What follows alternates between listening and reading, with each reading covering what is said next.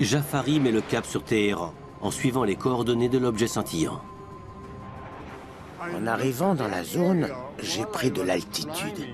Et là, je l'ai vu, de mes propres yeux. À mesure qu'il s'en rapproche, il parvient à voir l'objet scintillant dans son viseur radar à quelques 50 km de distance. Sur le radar, le signal était aussi imposant que celui d'un Boeing 707. Ce n'est pas la première fois qu'il capte un signal aussi gros qu'un avion commercial. Mais d'après la note de service de Mouhi, la taille de l'objet était difficilement appréciable du fait qu'il brillait intensément. Il scintillait tellement que je n'arrivais pas à voir le fuselage. Une fois à proximité, Parviz Jafari est littéralement stupéfait.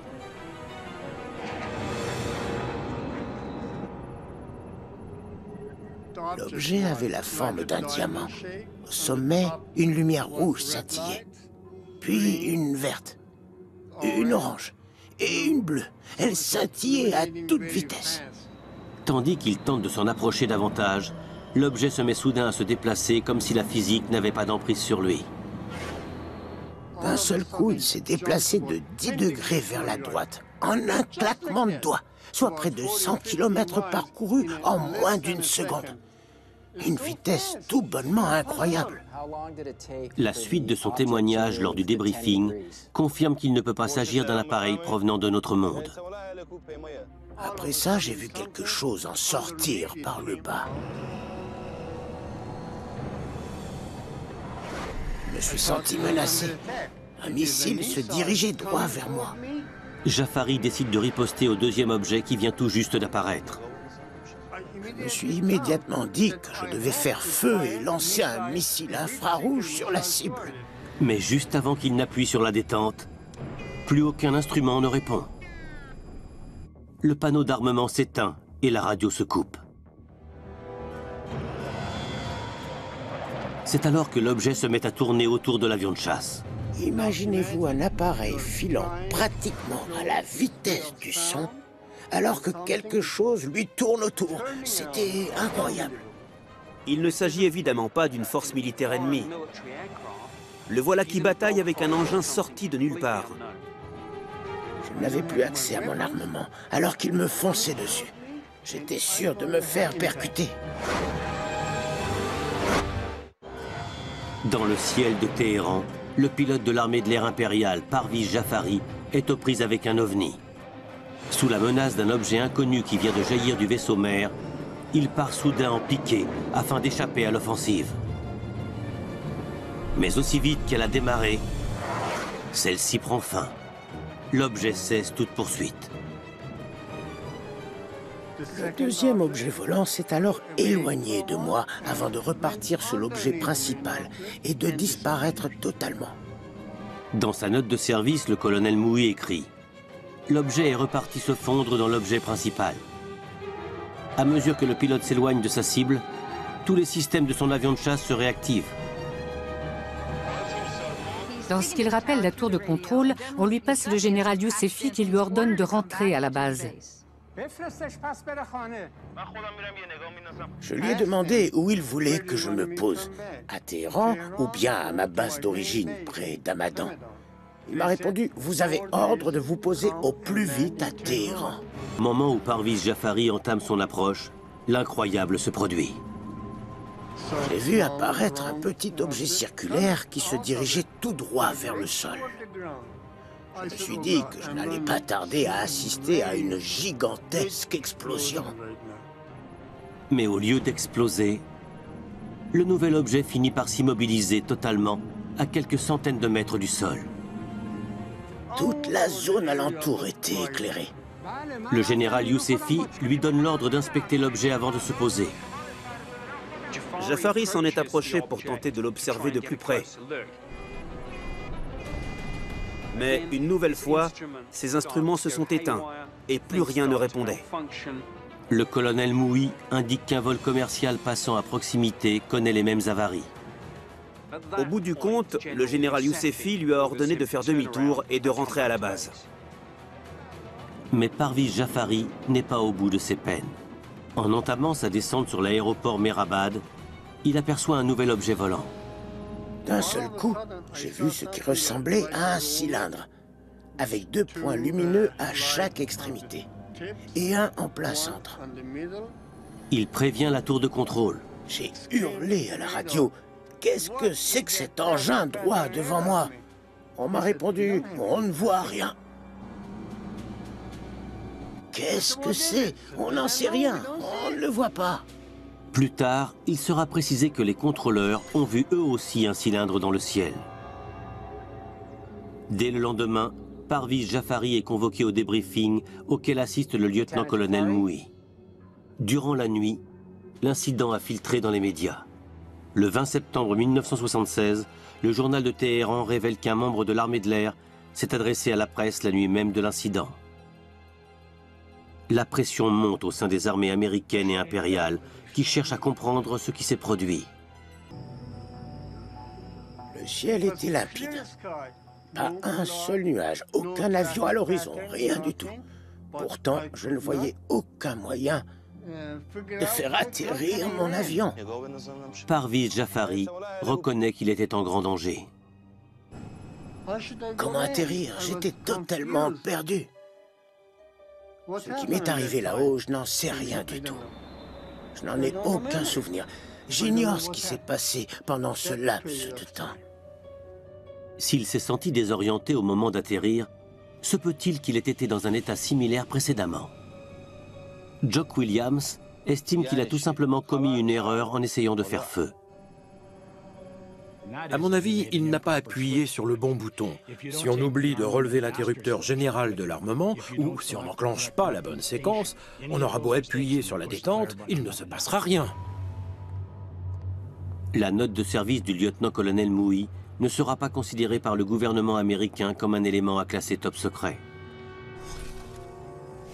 2 jours plus tard, un autre rapport rédigé par un certain colonel Mackenzie arrive par téléx à la DIA, l'agence du renseignement de la défense. Le colonel Mackenzie s'appuie sur les articles parus dans la presse et sur les témoignages de tierces personnes. Le document est pratiquement identique à la note de Mouhi. Une décision soudaine et discutable est alors prise. Les 2 rapports, diffusables au départ, changent de statut et deviennent top secret. Pourquoi jeter ainsi le voile sur ce qui s'est passé dans le ciel de Téhéran? En 1976, un ovni a été aperçu au-dessus de Téhéran. Il existe 2 documents quasiment identiques détaillant cet événement. Considérés à l'origine comme diffusables, ils sont soudain classés top secret par les autorités américaines. Une question subsiste. Pourquoi?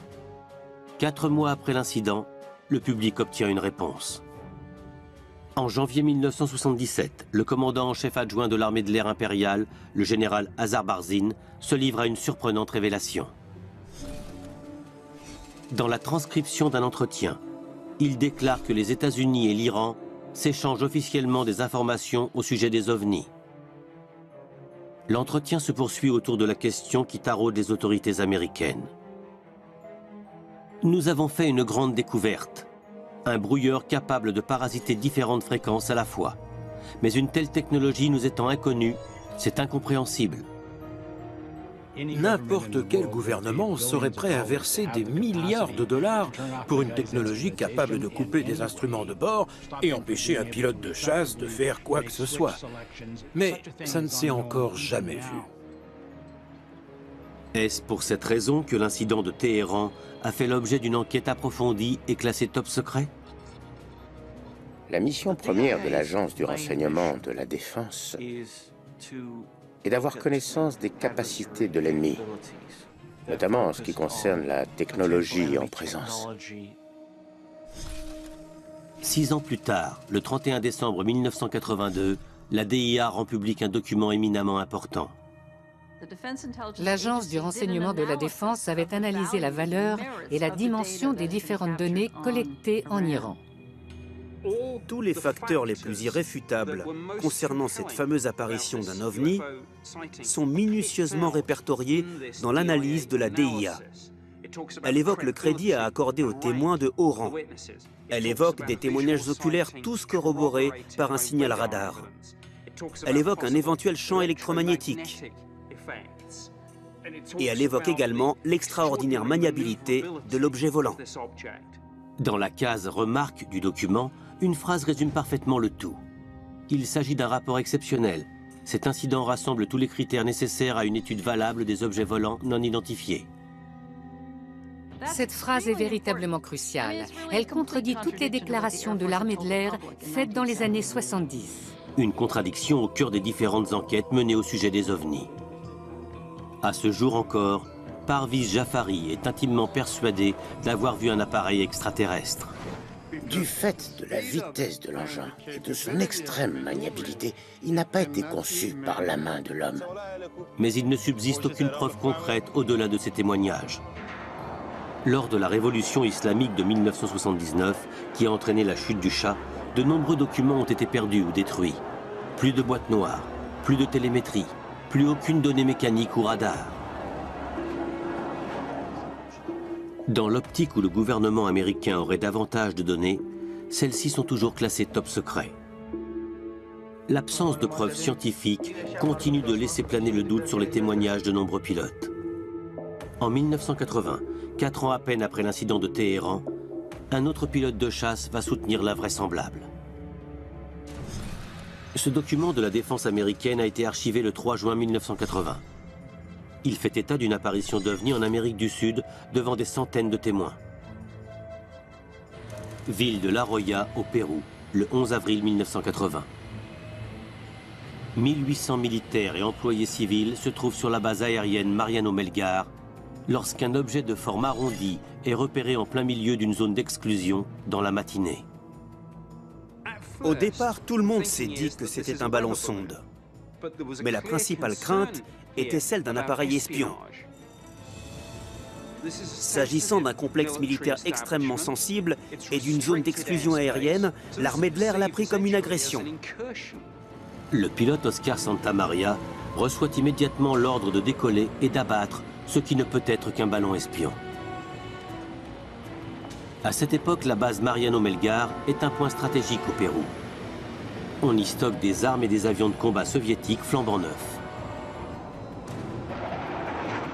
Santamaria se précipite pour intercepter l'appareil avant que celui-ci ne s'approche des installations militaires.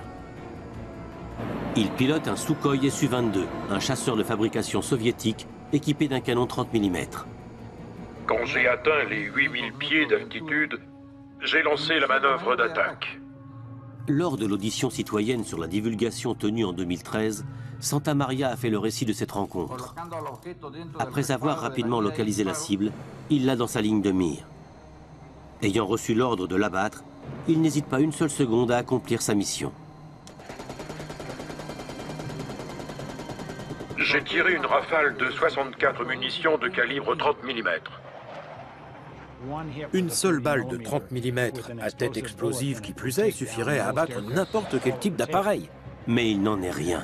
Le rapport de l'agence du renseignement à la défense précise qu'aucun des tirs du pilote péruvien n'a causé le moindre dégât.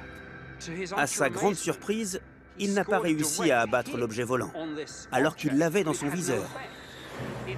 C'était comme si les balles se dématérialisaient en approchant la cible. Elles étaient totalement inefficaces. Santamaria étant un pilote chevronné, il se cale de nouveau sur sa cible. Mais cette fois, celle-ci amorce une manœuvre d'évitement. Le ballon a grimpé subitement. J'étais donc placé en dessous, dans l'incapacité de faire feu.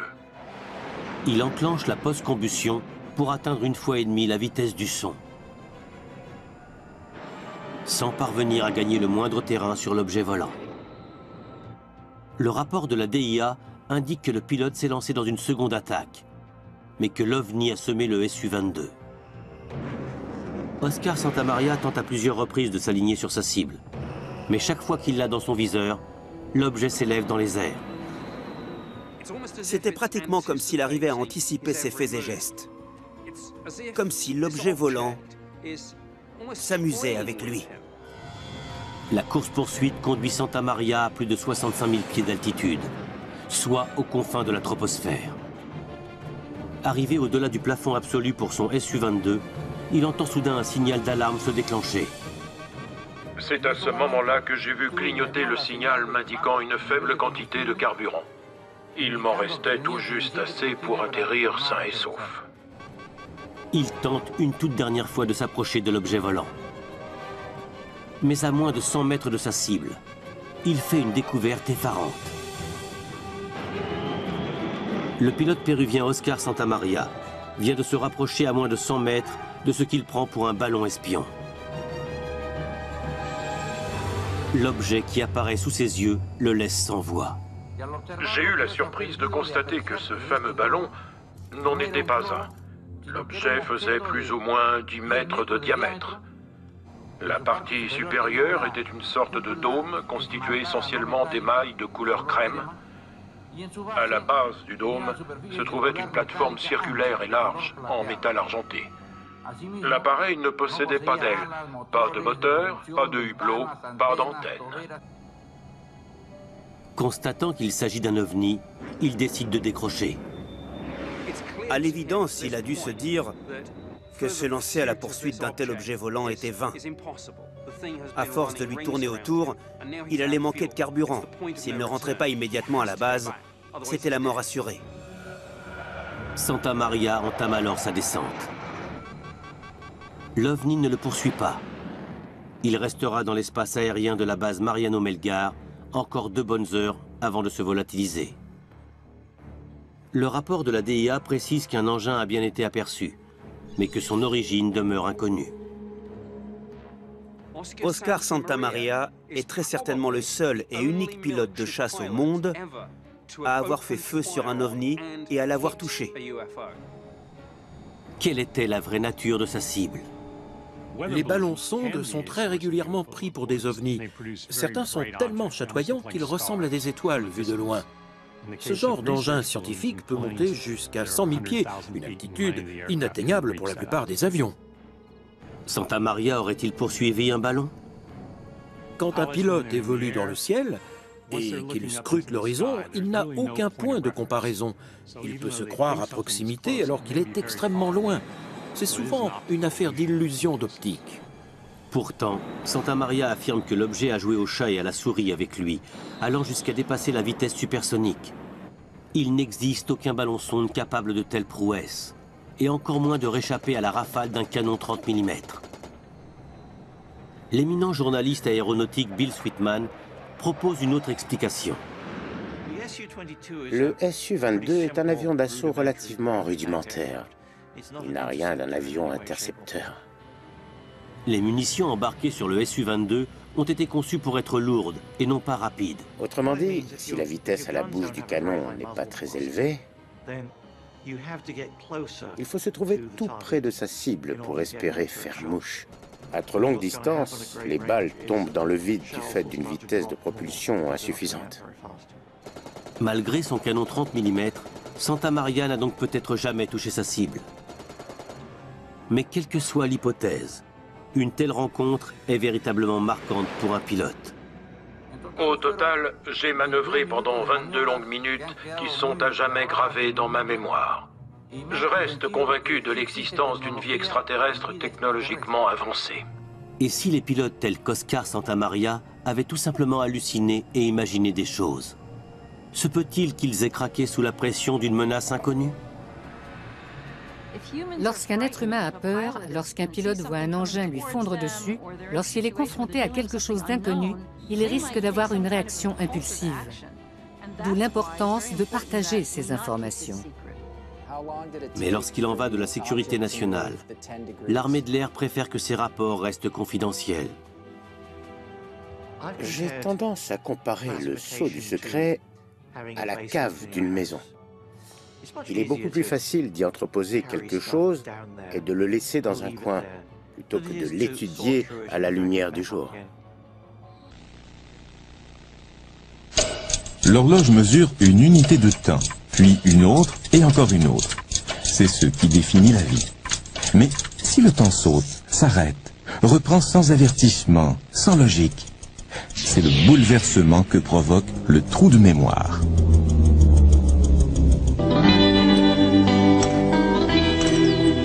Pour ceux qui l'ont vécu, c'est plus qu'un mystère, c'est un problème. C'est un voyant rouge qui demeure constamment dans votre esprit et qui vous rappelle que quelque chose ne va pas.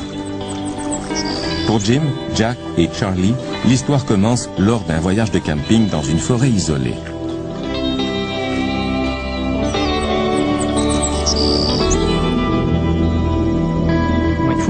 Mon frère jumeau Jack, deux de nos amis et moi-même sommes allés faire un voyage de camping et de canot dans le parc provincial de Baxter, dans le nord du Maine.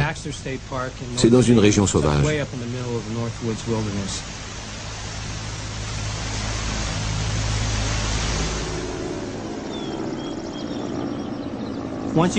Une fois rendu au lac Telos, on doit attendre le gardien du parc pour s'enregistrer. On avait prévu aller à la pêche à la truite dans un lac appelé Smith Pond. Quand le gardien a vu que c'est là qu'on voulait se rendre, il nous a dit qu'on ne pouvait pas y aller. On s'est dit qu'on irait quand même y jeter un coup d'œil, et c'est là que les choses ont commencé à mal tourner. Une couple de nuits plus tard, on a décidé tous les quatre d'aller pêcher sur ce lac. On a fait un énorme feu pour pouvoir retrouver notre chemin. On a pris notre canot, puis on est parti. On était sur l'eau depuis quelques minutes seulement. C'était très marécageux. Il y avait des arbres et des racines sous l'eau. Un endroit dangereux. On était là depuis une vingtaine de minutes, pas plus. Je faisais passer le rayon de lumière de la lampe de poche sur l'eau pour détecter un coin où il y aurait du poisson. Comme je regardais dans l'eau, un des gars a crié « Mais qu'est-ce que c'est que ça ?» Quand je me suis retourné pour voir de quoi il s'agissait, j'ai vu au bout du lac, juste au-dessus des arbres, une énorme sphère lumineuse, de la taille d'une maison à 2 étages. Ça n'émettait aucun bruit. Et ça flottait dans les airs. On était dans le sens du vent. Pas de ronronnement, de bourdonnement, de sifflement, de vrombissement, absolument rien. Au début, on a essayé de rester calme. Qu'est-ce que ça peut bien être? Je savais tout ce que ce n'était pas. Ce n'était pas un hélicoptère. Ça ne se déplaçait pas comme un ballon météo. Dans toute ma carrière militaire, je n'avais jamais vu cet engin et je n'en avais jamais entendu parler. Puis je crois que Charlie a dit « Et si je lui envoyais un signal avec la lampe de poche ?» Nous avons répondu que c'était une bonne idée. J'ai envoyé le signal et un rayon de lumière a jailli par en dessous. Il clignotait. Et aussitôt qu'il a envoyé le signal, la chose a commencé à se déplacer vers nous. J'ai empoigné la rame du canot et j'ai commencé à ramer, le plus fort possible. Je concentrais mon regard sur le feu.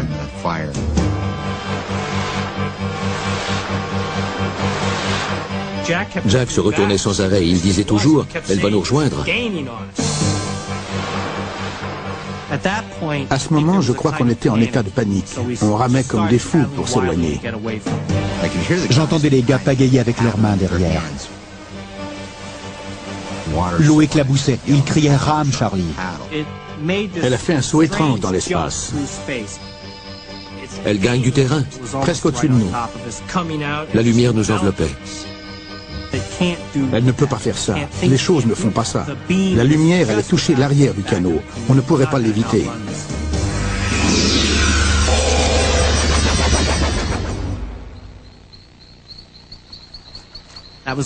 C'est la dernière chose qui m'a traversé l'esprit avant de me retrouver sur la rive. Il l'avait distancié, du moins le croyait-il. Alors on est sorti du canot et quand on s'est retourné, la chose était juste là, en face de nous. En fait, elle planait juste au-dessus de l'eau, à une 50aine de mètres. Puis elle a fait un drôle de mouvement. On aurait dit qu'elle implosait. Elle a fait comme ça. Puis elle a réapparu encore plus haut dans le ciel, une lumière aveuglante. On aurait dit qu'elle montait, elle prenait de l'altitude dans le mouvement saccadé. Puis elle a complètement disparu, comme un éclair. C'est difficile à décrire. On se tenait là, debout, et on se demandait ce qui avait bien pu se produire. On était comme en état de choc. Puis, ils réalisent qu'ils ont perdu la notion du temps. Le feu est leur premier indice. Quand on est revenu au feu de camp, il ne restait que des braises. Ça nous a paru étrange, parce qu'entre le moment où on est parti pêcher et le moment où on est revenu, il ne s'était écoulé que 15 ou 20 minutes. J'en étais certain. Il aurait dû y avoir encore des flammes d'au moins 2 mètres. On n'a jamais réussi à expliquer ça, c'est un mystère. Come on, girls. Come on, Mares.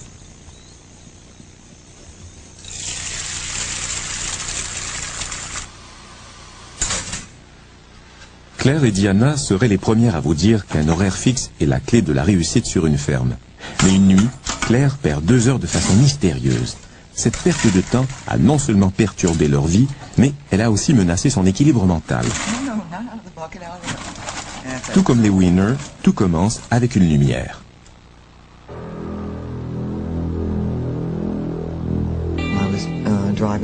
J'étais à environ 7 km de la ferme. J'ai aperçu des lumières dans le ciel. C'était tranquille, je n'entendais aucun bruit de moteur d'avion. Je me suis garé sur le bord de la route et je suis sorti pour voir ce qui se passait. En une fraction de seconde, j'étais de retour dans la voiture, conduisant sur les chapeaux de roue. J'étais 5 km plus loin d'où je me trouvais précédemment. Mes oreilles saignaient, probablement parce que mes boucles d'oreilles étaient à l'envers. J'ai aussi réalisé qu'1 heure et demie s'était écoulée et je n'avais aucun souvenir de ce qui s'était passé pendant ce temps.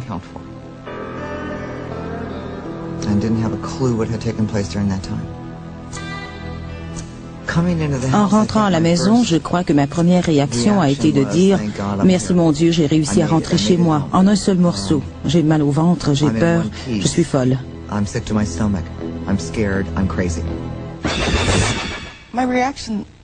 J'ai tout de suite pensé « Oh mon Dieu, Claire est folle. Je lui donne trop de travail, il se passe trop de choses. Elle a besoin d'un congé. » J'ai tout de suite pensé « Oh mon Dieu, Claire est folle. Je lui donne trop de travail, il se passe trop de choses. Elle a besoin d'un congé. » Mais l'incident se produit de nouveau. Une couple de semaines plus tard, en revenant d'une rencontre d'affaires, j'ai vu des lumières sur la route devant moi. Soudain, l'intérieur du camion est devenu tellement illuminé que j'étais aveuglé. Puis, ce qui me revient est d'avoir été relâché par le haut et d'avoir atterri lourdement sur la route dans le véhicule.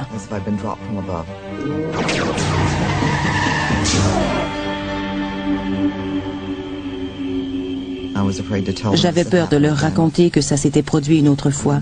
Je ne voulais pas qu'ils me croient folle.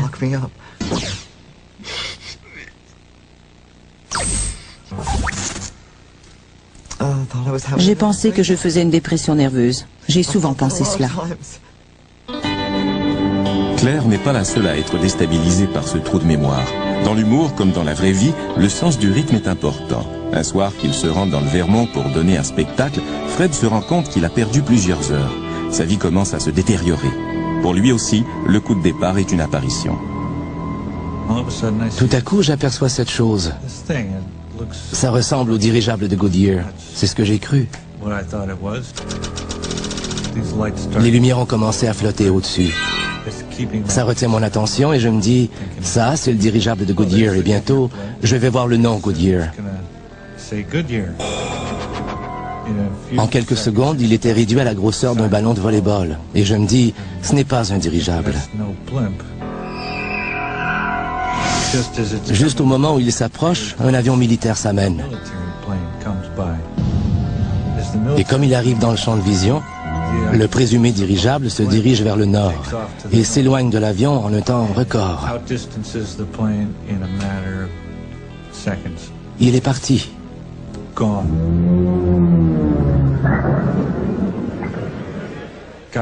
Je suis arrivé au spectacle et j'ai fait un des pires spectacles de ma carrière.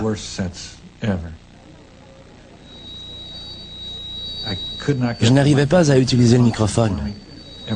Chaque fois que je voulais le prendre dans ma main, quand j'arrivais à la chute de mon histoire, il y avait un court-circuit. Alors j'ai dû laisser le micro sur son support pendant le reste du spectacle. L'autre gars s'amène et n'a aucun problème avec le micro. Il le prend dans sa main et tout fonctionne bien.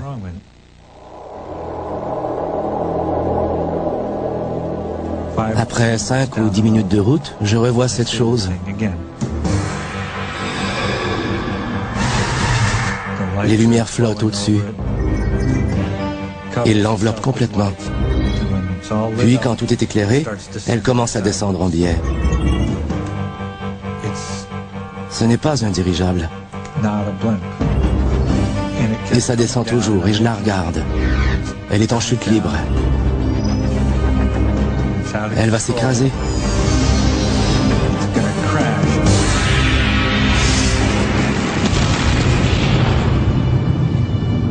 Puis, plus rien. C'est fini. Il ne reste qu'un nuage. Le ciel est d'un rouge de braise. Je m'arrête dans un motel. Je suis exténué. Je ne peux plus conduire. Il est 1h30 du matin. Je suis à une vingtaine de kilomètres de mon point de départ et 3 heures se sont écoulées. Je n'ai pas pu conduire tout ce chemin à 7-8 km à l'heure. Il y a un trou dans le temps, je ne comprends pas.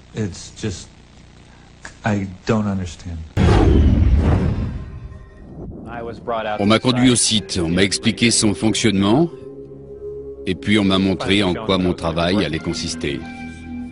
Voici l'histoire d'un homme qui n'existe pas. Et je me suis dit qu'il était de mon devoir d'en parler à quelqu'un. Et d'un lieu qui n'existe pas non plus. C'est une histoire placée sous le sceau du secret, où se mêlent peur, conspiration et dissimulation. Ils ont menacé de tuer ma femme. Cachés en plein cœur d'un désert américain, ils m'ont dit que rien ne les arrêterait. L'accès est défendu par des hommes armés autorisés à tirer sur les intrus afin de garder cet endroit top secret. Ils étaient complètement fous et totalement incontrôlables. Dans le désert du Nevada, à environ 110 km de Las Vegas, existe une zone de la superficie de la Suisse que personne ne prétend connaître. Depuis la fin de la Seconde Guerre mondiale, ces terres désertiques renferment un mystère. Certains l'appellent Groom Lake, d'autres le pays des rêves. Mais cette zone est plus connue sous le nom de la zone 51. C'est le secret de l'armée américaine le mieux gardé. La zone 51 n'est pas reconnue à ce jour. En d'autres termes, l'armée de l'air nie son existence. En l'absence de preuves, des rumeurs ont commencé à se propager.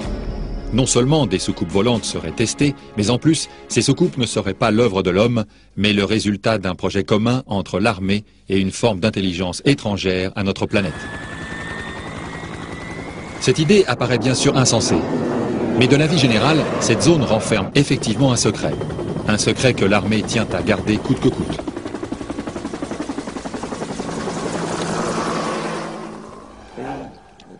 Cette base militaire, appelée Zone 51, fut établie dans le désert du Nevada en 1954. Elle devait servir de zone d'essai pour tester l'avion espion U-2. Ce modèle avait été mis au point par la Lockheed, une société d'aéronautique au service de la CIA. À cette époque, et surtout dans le Nevada, des milliers d'hectares étaient totalement déserts. C'était bien avant que Las Vegas ne devienne une grande ville. C'était donc l'endroit idéal pour éviter les curieux. On n'utilisait pas encore les satellites, il était donc possible d'effectuer des activités secrètes en toute tranquillité. Au cours des dernières années, les curieux affluent autour de la zone 51. Ils se retrouvent au Little Alien dans la petite ville de Rachel. Ils se racontent leurs histoires, achètent un souvenir d'extraterrestres, ou bien encore, ils échangent leurs points de vue sur les diverses théories de conspiration. Certains ne retournent jamais chez eux. Passionnés d'OVNI, ils se laissent envoûter par les récits fantastiques qui entourent la zone 51. Les activités de la base concernent essentiellement l'élaboration de nouveaux avions espions et d'avions furtifs. Mais il existe une partie qui est située un peu plus au sud du complexe de Groom Lake. Il possède, à défaut d'un meilleur terme, une technologie extraterrestre.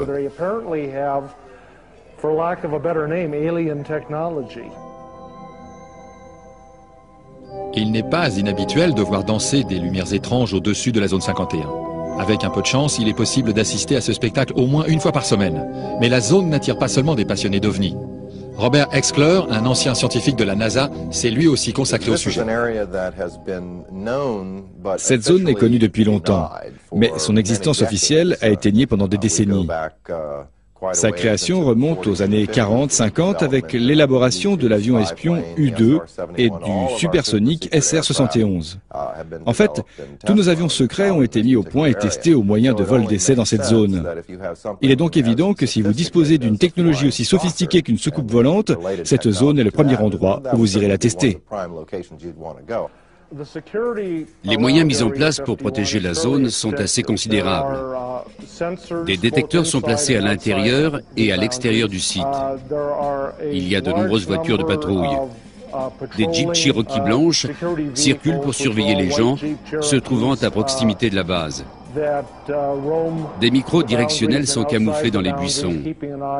Il y a des détecteurs de présence, des détecteurs de mouvement et même des détecteurs d'ammoniac.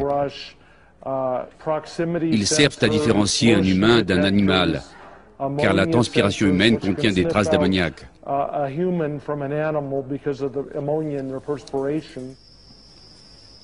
Ces niveaux de sécurité extrêmes s'appliquent également aux personnes travaillant sur le site. Lorsque vous travaillez dans ce genre d'endroit, vous vous engagez par écrit à renoncer à vos droits constitutionnels. Vous signez un document stipulant que si vous violez cet accord et parlez des projets sur lesquels vous travaillez, vous purgerez une peine de 20 ans au pénitencier fédéral de Leavenworth. Et cela sans passer devant un tribunal et sans avoir le droit de faire appel. C'est un excellent moyen pour vous empêcher de parler. Un homme n'a pas su tenir sa langue.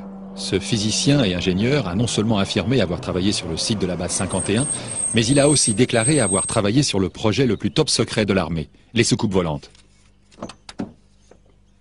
Il s'appelle Bob Lazar. C'est un homme peu ordinaire dont le passé comporte beaucoup de zones d'ombre. Il déclare n'avoir jamais tiré profit de cette histoire, mais pour beaucoup, son récit ne tient pas debout et il n'est qu'un illuminé de plus. En fait, vous êtes plongé dans un autre monde. Vous savez qu'il existe un autre univers et qu'il y a une vie ailleurs. Mais de retour chez vous, vous devez faire comme si tout cela n'existait pas. Je voudrais que les gens connaissent la vérité. Bob est un homme relativement sérieux. Il a de l'humour, mais ce n'est pas pour autant un rigolo. Je le connaissais bien avant qu'il ne travaille dans ce programme. Je connaissais sa famille et la famille de sa femme. Quand il travaillait à Los Alamos, il m'a emmené avec lui et j'ai rencontré ses collègues de travail. Je n'ai jamais mis en doute la véracité de cette histoire, ni même pensé un seul instant qu'il ait pu l'inventer. J'ai toujours pensé que les soucoupes volantes étaient le produit d'une imagination fertile. Je n'y croyais pas, ça ne m'intéressait pas. D'ailleurs, ça ne m'intéresse toujours pas. Mais maintenant, j'y crois fermement. Je travaillais dans le laboratoire sur le réacteur et un des amplificateurs gravitationnels qui provenaient de la soucoupe. Je passais toutes mes journées dans le laboratoire. Mais un jour, j'ai été autorisé à pénétrer dans le vaisseau afin de voir comment s'intégraient les systèmes dans l'appareil et vérifier si leur emplacement jouait un rôle sur leur fonctionnement. Il y avait une trappe, une ouverture, dirons-nous. La porte n'était plus là. Visiblement, elle avait été enlevée ou même n'avait jamais existé. Il y avait une échelle pour accéder à l'intérieur. J'ignore donc comment le vaisseau se fermait. Et j'imagine simplement qu'ils avaient enlevé le panneau d'ouverture. Manifestement, cet engin était conçu pour être piloté par des êtres d'une taille inférieure à celle d'un homme. C'était un endroit très exigu. Il y avait un niveau inférieur. Une petite partie du plancher s'affaissait et s'ouvrait. J'ai passé ma tête et mon buste à l'intérieur pour voir comment les amplificateurs gravitationnels étaient maintenus à l'envers. C'est à ce moment que l'un des éléments est devenu transparent. Des techniciens étaient présents. J'ignore totalement ce qu'ils faisaient. Et puis, quelque chose s'est mis à défiler sur l'écran. Apparemment, le revêtement du vaisseau, sous un influx électrique ou un autre facteur, pouvait devenir transparent. Peut-être pour voir à l'extérieur, ou bien pour faire office d'écran vidéo. Tout cela était plutôt incroyable. Quand je suis sorti de l'appareil, la coque avait à nouveau l'aspect d'un simple morceau de métal.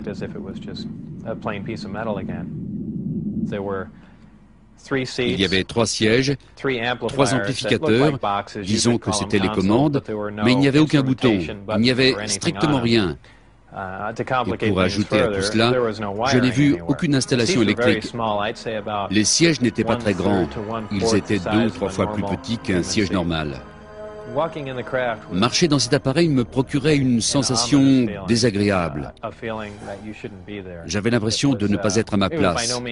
En même temps, c'était très excitant, je ne peux pas dire le contraire. Mais j'ai vraiment eu l'impression d'être plongé dans une autre dimension. Toutefois, Bob Lazar a toujours insisté sur le fait qu'il n'avait jamais vu quoi que ce soit qui puisse ressembler à un extraterrestre. On m'a emmené dans le hangar pour assister à un des tests. L'appareil était posé sur le fond de l'ancien lac. Il a décollé sans faire de bruit. Il est resté en suspens dans les airs, puis il est redescendu se poser au sol tout en douceur. C'était vraiment impressionnant. C'est comme si vous voyiez une maison se détacher du sol sans faire aucun bruit. Vous ne pouvez pas imaginer la puissance nécessaire pour effectuer un décollage sans produire aucun son. Je suppose que des hommes étaient aux commandes de cet engin. D'une manière ou d'une autre, ils ont réussi à s'installer dans les petits sièges, ou bien ils se sont assis ailleurs. Visiblement, ils savaient comment fonctionnait cet appareil. Quelle que soit la technologie utilisée et d'où qu'elle vienne, ils en connaissaient le fonctionnement. Bob Lazar savait ce qu'il risquait en dévoilant la vérité. Mais ce secret était devenu trop lourd à porter. On a vu des agents de l'OFI, le Bureau d'enquête fédéral, venir chez lui à l'improviste pour effectuer les contrôles de sécurité. Pour tous les proches de Bob, parents et amis, il ne faisait aucun doute que son téléphone était sur écoute. On entendait de drôles de bruits sur la ligne, et même encore aujourd'hui. En revanche, quand nous sommes en ligne avec une autre personne, on n'entend rien de tout ça.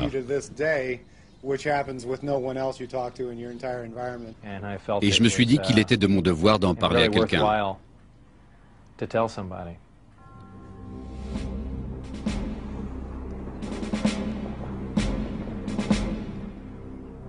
C'est ainsi que Bob Lazar a décidé d'emmener des amis proches faire une petite excursion de nuit.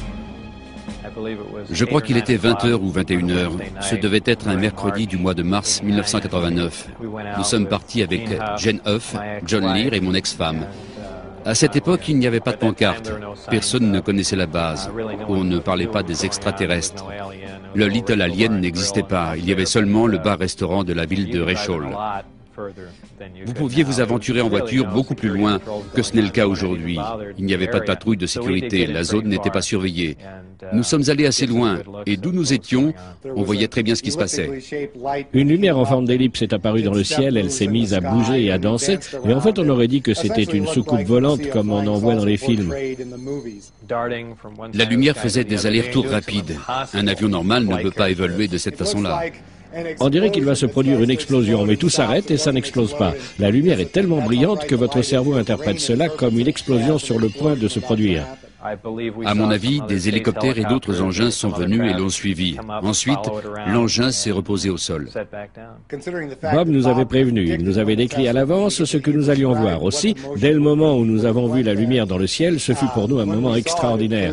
La lumière s'est comportée exactement comme Bob l'avait dit. Elle est apparue comme prévu et j'ai bien été obligé de croire. À un moment, le vaisseau s'est mis à briller avec une telle intensité que nous avons pensé qu'il y avait un problème et qu'il allait exploser. Et même si nous étions à des kilomètres, nous nous sommes réfugiés derrière la voiture. C'était assez excitant. En tout, ils vont effectuer 3 visites. La 3e fois, l'inévitable se produit. Qui sur le projet Apollo se montre sceptique. J'ai effectué des recherches très poussées sur les déclarations que Bob Lazar a faites sur sa vie et sur les systèmes de propulsion. Ces affirmations touchent des sujets assez sérieux. J'ai contacté les écoles où il prétend avoir reçu ses diplômes, j'ai appelé le lycée qu'il dit avoir fréquenté, j'ai contacté Los Alamos où il aurait travaillé comme scientifique. Mes recherches se sont révélées totalement infructueuses. Le seul élément que j'ai pu vérifier est qu'il a effectivement été élève de l'école primaire Pierce à la fin des années 70. Je crois que je n'aurais jamais entrepris des recherches sur le formulaire W2 de Bob Lazar si ce dernier n'avait pas réussi brillamment le test du détecteur de mensonges. Cet appareil permet de détecter très facilement si la personne invente des histoires ou n'est pas convaincue à 100% de ce qu'elle raconte.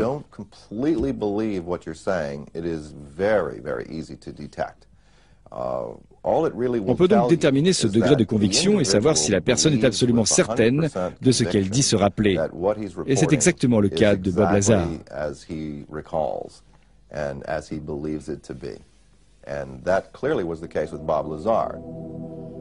L'armée américaine travaillerait-elle avec une technologie extraterrestre? Et si c'est le cas, le fait-elle de son plein gré?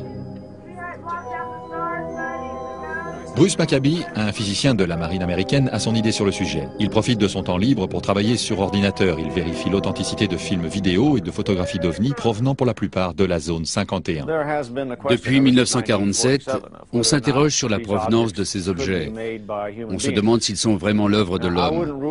Je n'exclus pas le fait qu'à l'heure actuelle, nous sommes en mesure de construire des objets dotés plus ou moins des mêmes caractéristiques.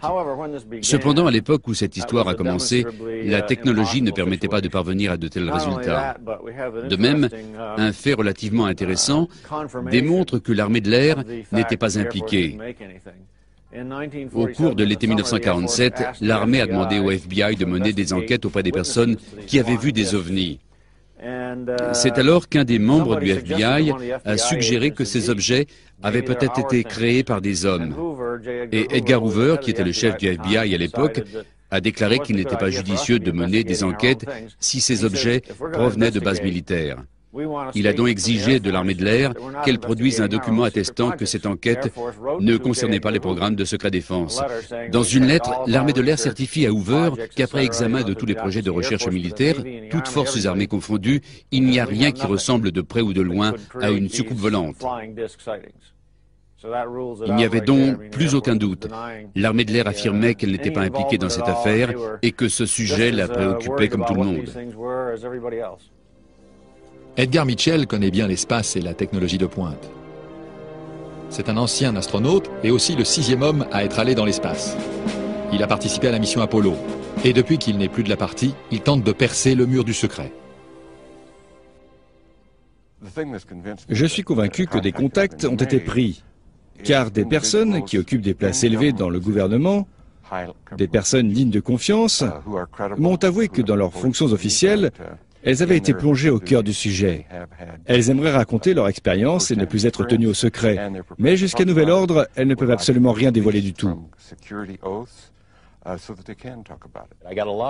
J'ai reçu une multitude d'appels de personnes qui ont travaillé à la base. Celles que j'ai rencontrées pour les interviewer et pour parler ont travaillé à la base dans les années 50, 60, 70 et 80. À quelques détails près, elles disent toutes la même chose. Leurs récits n'ont pas la même teneur que l'histoire de Bob Lazar, mais la plupart se recoupent. Ces personnes ont vu des vaisseaux en forme de soucoupe, elles les ont vus voler, elles les ont vus entreposés dans des caisses et sous des bâches, et tout le monde était tenu au secret. L'histoire de Bob Lazar est tout à fait cohérente. Bob Lazar dit-il la vérité? A-t-il inventé toute cette histoire? A-t-il été utilisé par le gouvernement pour faire de la désinformation?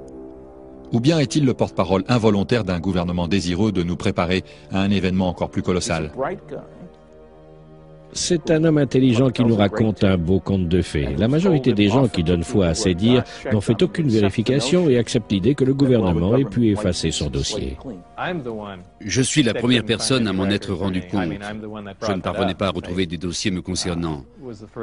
Au départ, je n'arrivais pas à mettre la main sur mon certificat de naissance, ainsi que d'autres documents officiels.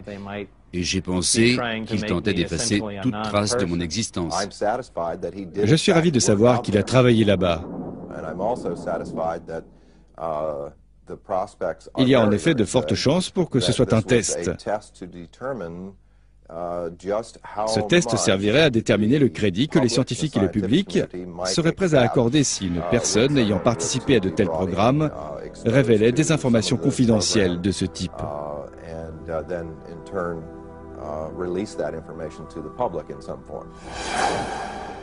Si effectivement on nous prépare à entendre d'incroyables révélations, de quoi s'agit-il? Pour moi, il ne fait absolument aucun doute que nous avons été et continuons d'être visités par des extraterrestres. En revanche, nous ignorons tout de leurs motifs et de ce qui se passe exactement.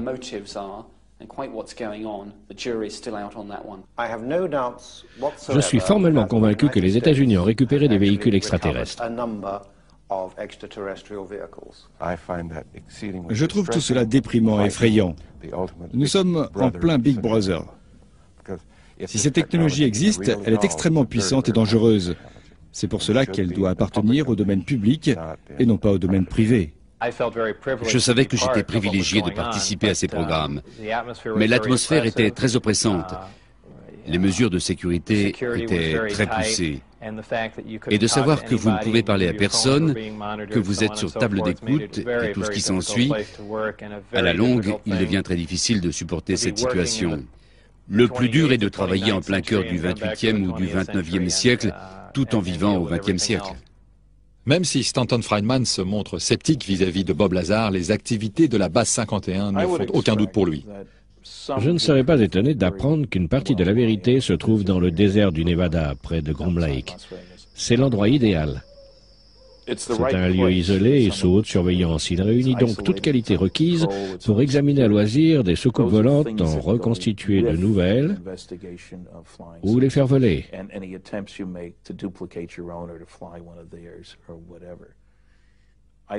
Je pense que nous voyons seulement la partie émergée de l'iceberg.